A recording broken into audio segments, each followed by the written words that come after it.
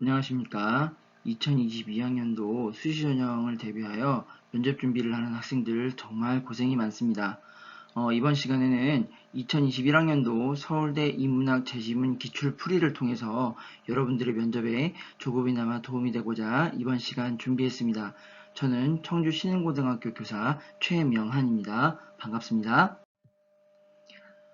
이번 시간에는 네 가지 정도로 나눠서 구성을 한번 해봤습니다. 첫 번째는 서울대학교 일반전형 방법 및 면접관 유의사항이고요. 두 번째는 서울대학교 면접 준비는 어떻게 해야 될지 좀 알아보겠습니다. 그리고 세 번째와 네 번째는 인문학 문제를 두 문제 정도 면접 문제를 직접 한번 준비해 보면서 우리가 어떻게 면접을 준비해야 될지를 고민해 보도록 하겠습니다. 먼저 서울대학교 일반전형 방법 및 면접관 유의사항에 대해 알려드리겠습니다. 서울대학교 일반전형 전형 방법입니다. 모집 단위는 모든 모집 단위와 사범대학이 조금 나눠져 있고요. 1단계는 서류평가 100%로 2배수를 뽑습니다. 그리고 나서 2단계로 넘어가면 1단계 성적에 면접고사 점수를 합쳐서 이제 사정을 하게 됩니다. 사범대는 여기에 교직적성 및 인성면접 점수가 포함이 되겠습니다. 면접 및 구술고사 방법입니다. 면접은 지원자 1명을 대상으로 복수 여러 명의 면접위원이 실시를 하고요. 재시문 면접이 일단 들어가지만 서류를 참고해서 추가 면접이 들어갈 수 있습니다. 일단 서울대학교에서는 고등학교 교육과정상의 기본 개념 이해를 토대로 단순 정답이나 단편 지식이 아닌 종합적 사고력을 평가하는 데 중점을 두고 있다고 말합니다. 주어진 제시문과 질문을 바탕으로 면접관과 수험생 사이에 자유로운 상호작용을 통해 문제 해결 능력과 논리적이고 창의적인 사고력을 종합적으로 평가하려고 합니다. 면접 준비 시간은 지원 모집 단위별로 조금 다릅니다. 30분에서 45분 정도의 시간이 주어지고요. 여러분은 제시문을 가지고 그 시간 동안 나름대로의 좀 준비를 한 다음 면접 시간은 15분 내외로 제시문을 포함하여 제출 서류에 대한 면접이 진행되겠습니다. 모집 단위별 차이가 좀 있다는 점 꼭 기억하시고 입시 요강을 반드시 참고하시기 바랍니다. 자, 다음으로는 서울대학교 면접 준비를 어떻게 해야 될지를 좀 알아보겠습니다. 아무래도 서울대학교라고 하면 여러분들이 아무리 이제 성적이 좋다는 학생들이라 하더라도 좀 부담이 되는 건 사실이에요. 근데 하지만 여러분들이 알아두셔야 될 것은 아까도 얘기했지만 꼭 정답이 있다라는 걸 평가한다는 게 아니고요. 지금 처음에 보시다시피 독해력, 논리적, 분석적 사고력 등을 바탕으로 분석과 평가에 적용할 수 있는 응용력 및 의견 전개 능력을 평가하려고 한다는 게 면접 전형의 의도입니다. 그래서 여러분들이 실제로 수험장에 가시게 되면요. 질문지를 수령을 하시게 될 거예요. 그래서 질문지를 수령을 하시게 되면 동시에 제시문을 읽으면서 문제를 읽고 어떤 의도로 이 문제를 출제하였는가를 파악하는 게 중요합니다. 마치 국어 영역의 비문학 문제를 푸는 것과 상당히 좀 비슷할 텐데요. 그거를 여러분들이 선택지를 문제를 맞추는 게 아니라 그걸 갖다가 말로 풀어서 설명을 한다고 생각하시면 조금 더 편할 것 같아요. 이제 그렇게 되면 어떻게 될까요? 여러분들 제시문을 읽어보면서 문제가 요구하는 세부 정보를 좀 파악하시는 게 필요합니다. 그리고 나면 의견을 제시하기 위해서 여러분들이 키워드를 좀 선정을 하셔야 되고요. 글의 얼개를, 개요를 좀 작성하실 필요가 있어요. 문제마다 다르겠지만 자신의 경험이나 배경 지식을 총동원해야 되는 그런 상황이 발생할 수 있습니다. 그래서 상당히 추상적이고 이런 철학적인 지문, 사회적인 지문이 많이 좀 인문학 지문에서 등장을 하다 보니까 여러분들이 기출 문제를 좀 많이 풀어보셔야 됩니다. 그리고 서울대학교 선행학습 영향평가라고 하는 자료들이 많이 있고요. 선생님들께 여쭤보시면 자료는 쉽게 구할 수 있고 서울대학교 입학처 홈페이지에서도 구할 수 있습니다. 보시면 단순하게 기출문제 풀이만 있는 게 아니고요. 문항 해설을 통해서 이런 문제는 어떤 식으로 접근해야 된다라고 하는 부분을 여러분들이 알 수 있어요. 그래서 제시문을 봤을 때 어떤 식으로 풀이 방향을 설정해야 하는가에 대한 연습을 많이 좀 해주셔야 되겠습니다. 그리고 아까도 말씀드렸다시피 지원 모집 단위별로 준비할 수 있는 시간이 차이가 있기 때문에 답안을 작성하기 전에 시간을 정하고 꼭 그 정해진 시간 안에 답안을 작성해야지만 여러분들이 면접 가기 전에 충분하게 충분하진 않습니다. 30분이라고 하는 시간 너무 짧은데요. 그 시간 안에서도 연습 어느 정도 완성된 답안을 가지고 들어가서 여러분들이 면접에 임할 수 있을 것입니다. 자, 그럼 이제 실제로 문제를 한번 읽어볼게요. 문제를 한번 읽어보시면 여러분들이 좀 답이 오실 겁니다. 지금 오늘은 두 문제를 풀게 될 건데요. 일단 인문학 파트에서 오전에 풀었던 문제를 한번 읽어보도록 하겠습니다. 자, 지금부터 여러분들한테 제시문을 좀 보여드릴 건데요. 지금 이제 오전에는 제시문이 가, 나, 다 이렇게 세 개의 제시문이 제시가 될 겁니다. 잠깐 멈추시고 여러분들이 좀 읽어보시면 좋을 것 같습니다. 지금부터 한 5초 정도 이제 화면을 띄워드릴 테니까 한번 보세요. 그리고 좀 멈추시고 5초 뒤에는 나머지 다 지문으로 넘어가도록 하겠습니다.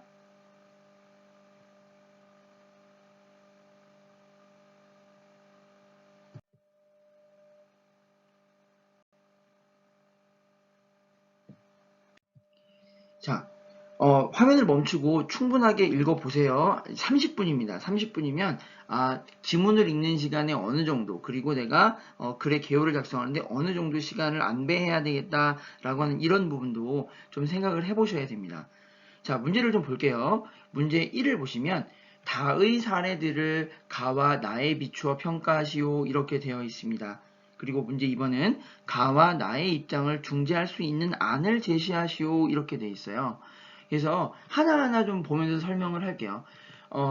보시면 첫 번째 제시문 지금 이제 가와 나에 비추어서 설명을 하라 그랬으니까 가와 나가 어떤 입장을 가지고 있는가 이 부분을 한번 생각을 해봐야 되겠습니다. 그래서 세부 정보를 파악하라고 여러분들한테 말씀드렸는데요. 세부 정보는 어떤 부분을 가지고 좀 생각을 해볼까 했더니 가의 내용을 보니까 공공미술을 기획할 때에는 대중의 미적 만족을 고려해야 된다. 공공장소에 설치되니까요. 그렇죠.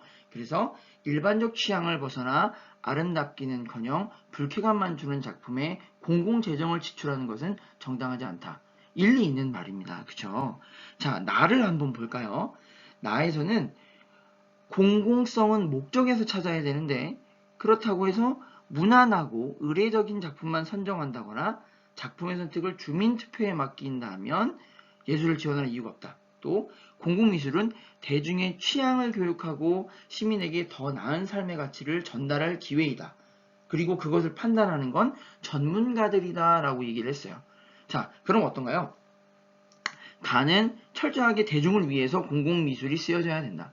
나는 대중도 중요하지만 보다 공공미술은 뭔가 높은 가치를, 고차원적인 가치를 추구할 수 있어야 하고 정말 전문가들이 평가할 수 있는 예술적 가치를 지녀야 된다라고 지금 얘기하고 있는 거죠. 자, 그렇게 하고 나서 지금 가와 나의 이제 이 상반된 견해를 바탕으로 다를 한번 찾아볼게요. 다에서의 정보를 찾아보도록 하겠습니다. 자, 사례가 두 가지가 나오죠. 어떤 부분이 나오는가 했더니만 1981년에 녹슨 강철판을 맨해튼의 광장에 설치했대요. 그래서 녹슨 강철판을 사람들이 만나게 되면 시민의 동선이 변경이 돼서 광장의 기능을 다시 생각하게 하려고 한다. 그런데 녹슨 강철판이라고 하는 건 생각만 해도 어떻습니까? 손대면 손에 막 녹이 묻을 것 같고, 그죠? 저게 무슨 아무리 이제 1981년이면 여러분들 머릿속에 지금 우리가 강철판이다. 무슨 이제 두 번째 나오겠지만 화강암 덩어리다. 라고 하는 것이 오브제라고 하는 어떤 미술적인 양식이 있죠. 그런 부분으로 의미를 부여하면 작품이 된다라고 생각은 하겠지만 아무래도 그 녹슨 강철판이 주는 거부감 이런 부분들은 좀 불편할 수밖에 없다는 거예요. 그래서 관습에 익숙하다 보니 건축 폐기물에 불과했고 그리고 사람들은 충격을 받고 불편해서 결국 철거됐다라고 하는 내용이죠. 자, 두 번째를 볼까요? 베트남 참전 용사 기념물이라고 되어 있어요. 자, 그런데 이건 뭐라 그래요? 그냥 150m짜리 화강암 벽이에요. 그런데 전쟁 기념물과 달리 전쟁이 아닌 사람을 기리겠다고 생각했고 사람들의 이름을 적었대요. 그래서 사실은 어떻게 평가하느냐에 다르겠지만 결국 사람들은 어떻게 돼요? 사람들이 많이 찾아가게 됐대요. 그래서 그 안에 어떤 정치적, 이념적 대립이 문제가 아니라 그냥 어떤 사람이든 간에 거기를 찾아가는 누구든지 간에 자신의 나름대로 원하는 방식으로 전쟁을 반추할 수 있었다라고 하는 것들이 눈에 띄게 됩니다. 지금 이제 빨간색 동그라미를 여기저기 좀 이렇게 표시를 해놨는데요. 이런 부분들이 여러분들을 표시를 해놨다고 하면 그렇게 해서 이런 정보들을 조합을 해서 문제가 원하는 답을 한번 내봐야 되겠다라고 생각을 하시는 게 중요하다고 하는 거예요. 자, 문제 1번을 한번 풀어보도록 할게요. 자, 문제 1번으로 돌아올게요. 가와 나에 비추어 평가하시오 그랬습니다. 그러면 여러분들은 어떻게 준비하셔야 되느냐? 지금 이건 모범 답안이라고 하는 게 아닙니다. 여러분들은 이런 식으로 정보를 정리해서 면접장에 가지고 들어간다 라고 하는 생각으로 좀 접근하시면 좋을 것 같아요. 여러분들이 지금 설명하는 저보다도 훨씬 더 훌륭한 답안들을 만들어낼 수 있다는 게 분명합니다. 여러분들이 준비를 많이 해주셔야 돼요. 자, 첫 번째를 볼까요? 기울어진 호라고 하는 작품은 녹슨 강철판이에요. 그런데 어떻게 됩니까? 대중의 미적 만족을 고려해야 한다고 하는 가의 견해에 비추어 볼 때 광장의 기능을 다시 생각하게 하고 관람객의 행동 수정까지 유도하는 작가의 의도는 그 단순한 녹슨 강철판이 주는 그 불편함 때문에 대중에게 어필하지 못할 가능성이 크죠. 그렇다고 전문가들만 평가할 수 있다는 나의 견해에 비추어 보더라도 과연 녹슨 강철판으로 대중의 취향을 교육하거나 더 나은 삶의 가치를 전달한다고 할 수는 없을 것으로 판단되지 않을까 싶어요. 그래서 뭐는 맞고 뭐는 틀리다 이런 식으로 말하는 게 아니고요. 가의 견해에 봐서는 이런 생각이, 나의 견해에 봐서는 이런 생각이 있다고 여러분의 생각을 정확하게 표현해 주는 게 정답이 있는 게 아니에요. 그 부분을 정확하게 인지하고 들어가세요. 그래서 여러분의 생각을 충분하게 표현해 줄 수 있는 게 중요하겠습니다. 자, 두 번째 보시면 베트남 참전용사 기념물이었어요. 자, 가의 견해를 바탕으로 미적 만족은 모르겠어요. 그냥 검은 화강암 덩어리에 가운데 줄을 긋고 그냥 이름을 팠다죠. 그런 건 잘 모르겠지만 사망자의 묘비와도 같은 의미를 전달하게 되죠. 누가 언제 어디서 죽었다. 이렇게 많은 사람이 베트남전에서 죽었다. 라고 하는 그 의미를 전달하다 보니 대중들이 찾아가게 돼요. 얼마나 많은 사람들이 죽었는가, 그게 대해서 뭐 반전주의자든 어쨌든 간에 전쟁을 해서 뭔가 더 나은 평화를 원하는 사람들이든 그런 사람들의 관심과 선호를 이끌어낼 수 있어요. 그래서 나의 견해로 본다고 하더라도 관람객들이 어떤 가치적인 부분들, 그런 부분들을 알고 가는 부분이기 때문에 나름의 방식으로 전쟁을 반추하도록 유도하게 됩니다. 그래서 시민들에게 더 나은 가치를 전달한다는 취지에서는 긍정적이지만 전문가의 높은 평가를 유도할 정도로 예술적, 미적 가치가 있는지는 생각해 볼 문제이다 라는 식으로 여러분들이 접근할 수 있지 않을까 생각해 봅니다. 자세한 부분은 선행학습 영향평가 보고서라고 아까 말씀드렸죠. 그 부분을 보시면 출제 의도, 문항 해설 이런 부분들이 다 나타나 있으니까 그런 부분들을 한번 잘 살펴보시면 좋을 것 같아요. 자, 문제 2번으로 넘어갈게요. 자, 가와 나의 입장을 중재할 수 있는 안을 제시하시오 그랬습니다. 아까 뭐라 그랬죠? 가는 대중들의 구미에 맞게끔, 그죠? 대중들의 어떤 그런 부분들을 맞춰줄 수 있어야 된다고 얘기했어요. 하지만 나번은 뭐라고 그랬죠? 목적성도 고려를 해야 된다. 대중의 어떤 취향을 교육하고 그리고 더 나은 삶의 가치를 부여해야 된다라고 했던 부분에 있어서 그러면 둘 다 충족할 수 있는 방안을 충분히 생각할 수 있죠. 자, 그럼 어떻게 됩니까? 지금 보시는 대로 공공미술은 공공재의 성격상 시민들의 자본으로 형성될 가능성이 커요. 세금으로 만들어지겠죠. 그래서 개방된 공간에서 불특정 다수의 시민을 관람객으로 삼기 때문에 그들에게 이로운 방향으로, 즉 관람하기에 미적 가치가 충분하도록 제작되어야 한다. 이렇게 보면 좋을 것 같아요. 그렇다고 일시적 유행을 따른다거나 말초적인 흥분을 위한 자극적인 소재를 다룬 보기에만 즐거운 그런 작품보다는 제작 의도가 충분히 전달되었으면 좋겠다. 아마 여러분들이 어떤 언론이나 이런 부분에서 흉물로 남는 조형물 내지는 건축물 이런 부분에 대한 얘기를 많이 들어봤을 거예요. 그래서 이제 뭐 강남에 가니까 뭐가 있더라, 어디 뭐 어떤 자치단체 뭐 지방자치단체에 가니까 어떤 조형물이 있는데 너무 뭐 세금 낭비라더라, 뭐 이런 부분들이 좀 있을 수 있죠. 그래서 그런 부분들이 있다기보다는 제작 의도라고 하는 부분이 충분히 전달되어서 검은 화강암 덩어리임에도 불구하고 사망자의 이름이 적혀 있다는 이유 하나만으로 전쟁을 추모할 수 있는 공간이 됐어요. 이런 식의 제작 의도가 충분히 전달된다라고 하는 거예요. 그러면 시민들이 걸음을 멈추고 서서 그 작품의 가치가 작은 영향력으로라도 스치고 지나가 사회 발전의 긍정적 방향으로 작용할 수 있도록 그 메시지의 전달 방식이 반드시 고려되면 어떻겠느냐라고 생각해 볼 수 있을 것 같아요. 제가 자꾸 같아요 이렇게 말씀드리는 건 정답이 없기 때문이에요.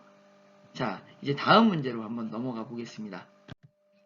자, 이제 이번에는 인문학 오후에 면접봤던 학생들이 받았던 제시문들을 한번 보도록 할게요. 지금 아까 말씀드렸다시피 지금 한 5초 정도씩 페이지를 멈출 테니까요. 페이지를 멈추고 꼼꼼하게 읽어봐 주시기 바랍니다.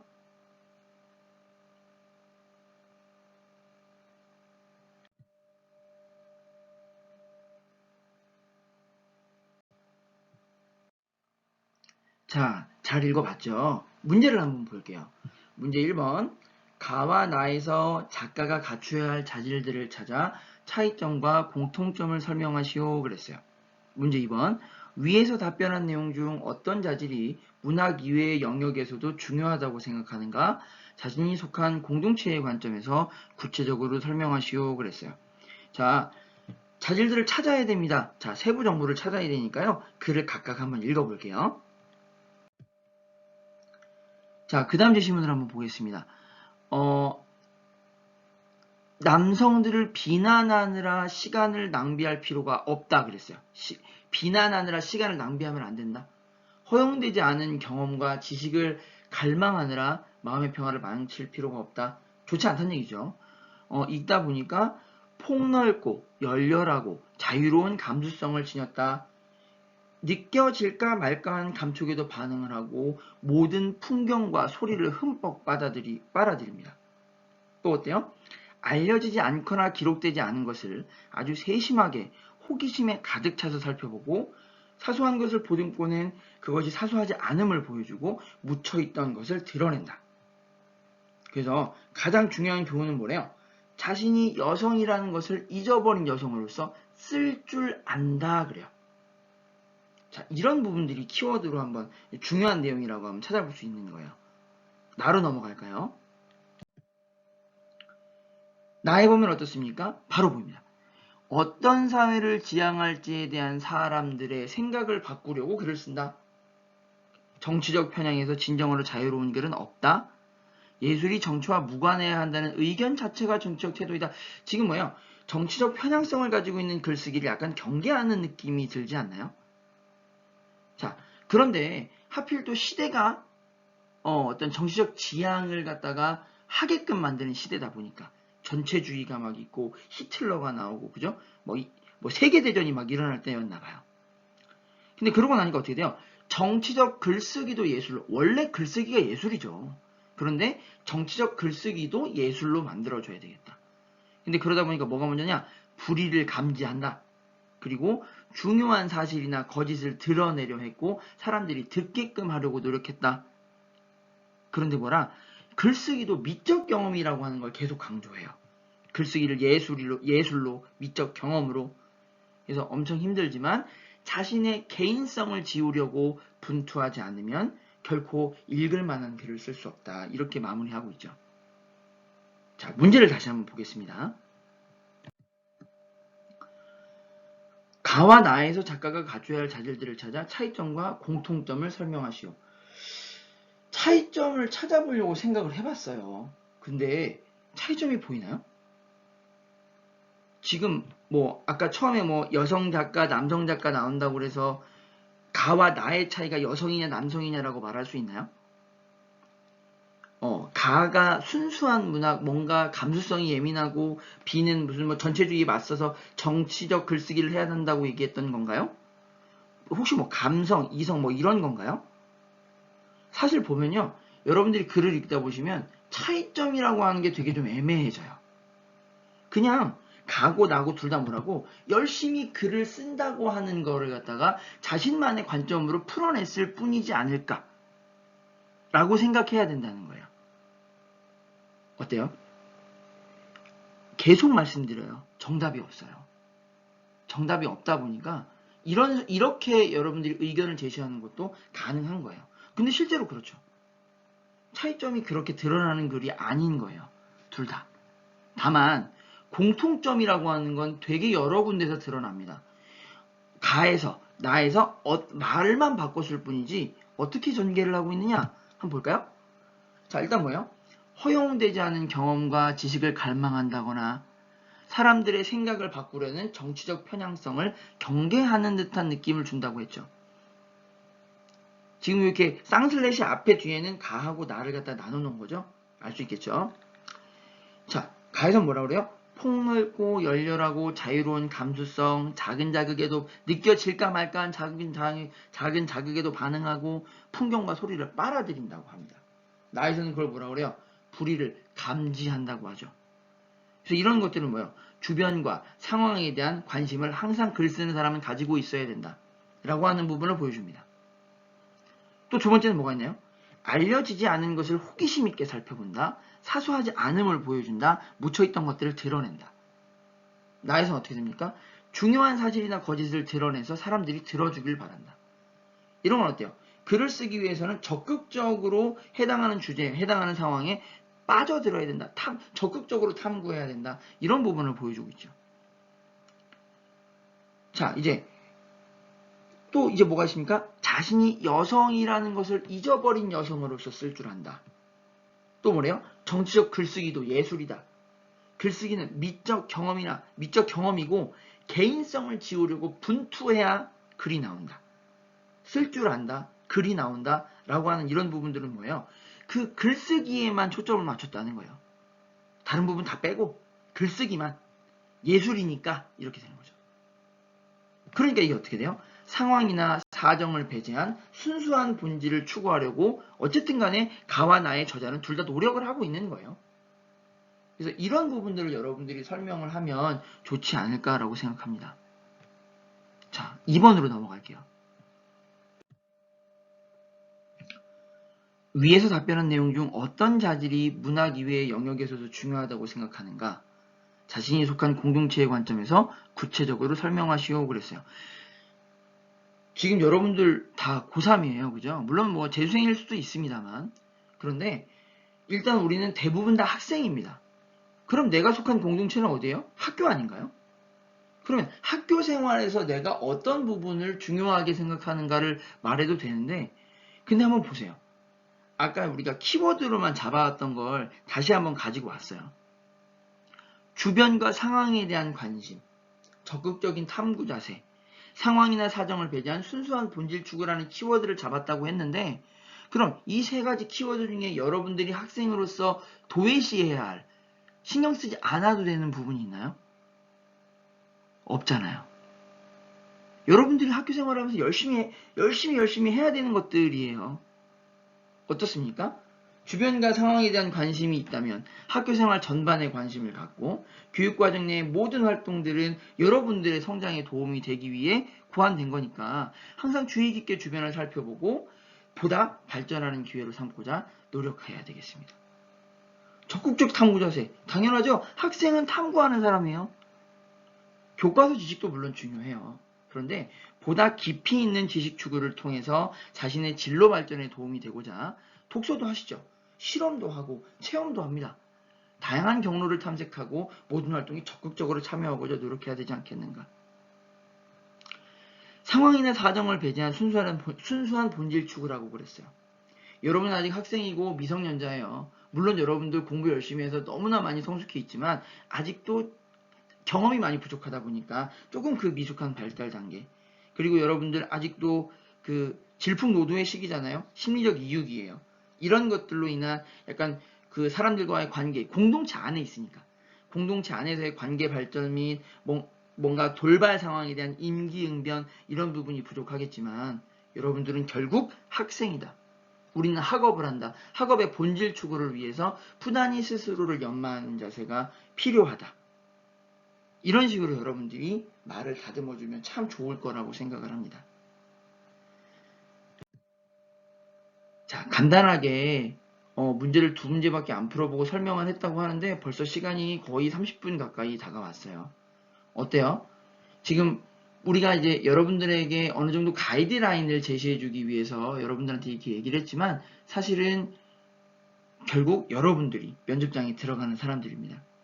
최대한 많이 노력하시고 많이 준비하셔서 더 이상 떨지 않게끔 면접에 들어가셔서도 당당하게 여러분들이 의견을 개진하는 멋진 수험생들이 되길 바랍니다. 여러분들 모두 마지막까지 힘내시기 바랍니다. 화이팅입니다. 반갑습니다.